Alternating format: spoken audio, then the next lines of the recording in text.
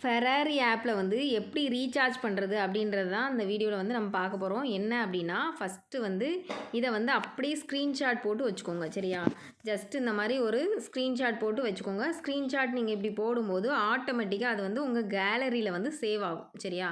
கேலரியில் save ஆகும். Save ஆனதுக்கப்புறம் நீங்கள் அப்படியே வந்து ஜிபே அப்படின்னா ஜிபே வந்து நீங்கள் ஓப்பன் பண்ணிக்கோங்க. ஜிபே ஓப்பன் பண்ணும்போது அதில் ஸ்கேன் கியூஆர் மெத்தடுன்னு ஒரு ஆப்ஷன் இருக்கும். அந்த ஆப்ஷனுக்குள்ளே போனீங்க அப்படின்னா உங்கள் கேலரியில் இந்த பிக்சர் வந்து நீங்கள் ஸ்க்ரீன்ஷாட் எடுத்தது இருக்கும். அதை வந்து ஜஸ்ட்டு கிளிக் பண்ணாலே அதில் அப்லோட் காட்டும். பேமெண்ட் மெத்தட் ஆட்டோமேட்டிக்காக உங்களுக்கு பே பண்ணுற இடத்துக்கு போகும். நீங்கள் வந்து ரூ. 550 பே பண்ணுறீங்க அப்படின்னா 550ன்னு பே பண்ணுங்கள். பே பண்ணிவிட்டு என்டர் அமௌண்ட்டுன்னு இதில் ஒரு ஆப்ஷன் இருக்கு இல்லையா, பேமெண்ட் பண்ணிடுங்க. அதை பேமெண்ட் பண்ணி ஒரு ஸ்க்ரீன்ஷாட் எடுத்து அதை வச்சுருங்க. சரியா?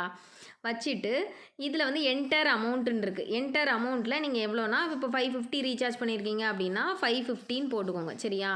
போட்டுட்டு நெக்ஸ்ட்டு வந்து பார்த்தீங்க அப்படின்னா என்டர் டிரான்சாக்ஷன் ஐடின்னு இருக்கு இல்லையா, டிரான்சாக்ஷன் ஐடியில் இப்போ நீங்கள் ஜிபேயில் பே பண்ணியிருந்தீங்க அப்படின்னா அதில் வந்து என்ன வரும் அப்படின்னா யூபிஐ டிரான்சாக்ஷன் ஐடின்னு வரும். அது வந்து 12 நம்பர் இருக்கும். அந்த பேமெண்ட் பண்ண ஸ்க்ரீன்ஷாட்டில் வரும். பேமெண்ட் பண்ணி டன்னுன்னு இருக்கும். அதை டச் பண்ணிங்கன்னா அதில் ஒரு ஸ்க்ரீன்ஷாட் வரும், பெரிய ஸ்க்ரீன்ஷாட்.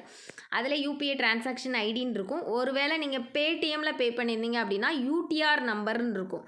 அந்த யூடிஆர் நம்பரை வந்து நீங்கள் இதில் டைப் பண்ணணும்.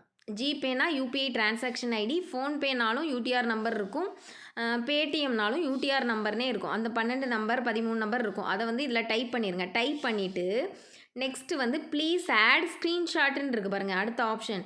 அதை வந்து கிளிக் பண்ணிங்க அப்படின்னா ஆட்டோமேட்டிக்காக உங்கள் கேலரிக்குள்ளே போகும்.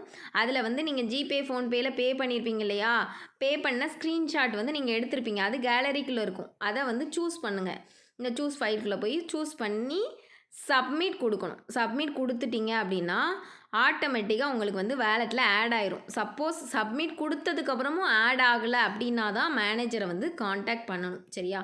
அந்த டீட்டெயில்ஸ் வந்து நான் உங்களுக்கு இதுதான் பண்ணுற மெத்தட். அதாவது நீங்கள் இந்த ஃபெராரி ஆப்பில் வந்து பேமெண்ட் பண்ணுற மெத்தட் இதுதான். நல்லா புரிஞ்சுக்கோங்க.